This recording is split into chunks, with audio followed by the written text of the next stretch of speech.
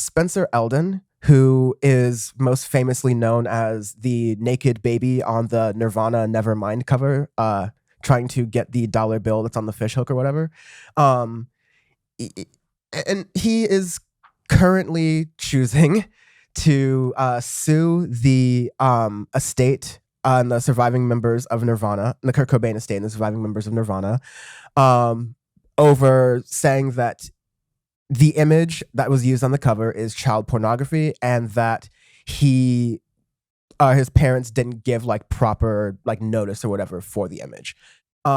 This is of course interesting. A lot of people were surprised by this lawsuit, not necessarily because like, you know, it's very, very long past the fact. That's not a good thing to say. Like you can have complicated emotions about these things that happen to you as a kid when you're not really able to make a sort of like choice about it. It's your parents like getting involved in that to some extent. But yeah, the way that it's just a stark contrast, the way that Eldon has sort of been acting about the Nevermind thing, because he's sort of taken it on as a personality. I mean, like to be the naked baby on this really iconic album cover. It's actually a really cool thing. And I mean, like you can see it as a really cool thing. Obviously, I'm not telling him to like process being in that position, but like it was something that, I mean, he has like a Nevermind tattoo on his body, on his chest, right? So like to a certain extent. And he recreated the photo of, I think 5 years ago or something like that too.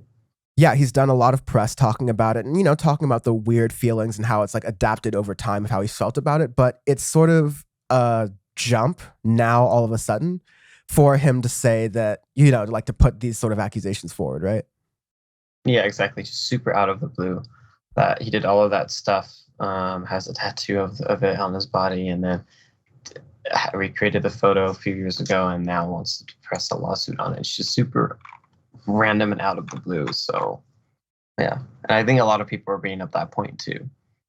Yeah, it's at some points it's getting into it where, like in the past, Eldon complained that maybe like there's like a lack of communication between the Nirvana band members and him later on in life that maybe he wanted, which I mean, he's not entitled to that, but like maybe that would be fine. Either way, it still sort of seems like I'm not sure what the logic is for this necessarily, but it's just such a contrast to what has been said in the past and how he's been treating this in the past, that this is why everyone's sort of like shocked by it and not shocked, and sort of like people rolling their eyes even.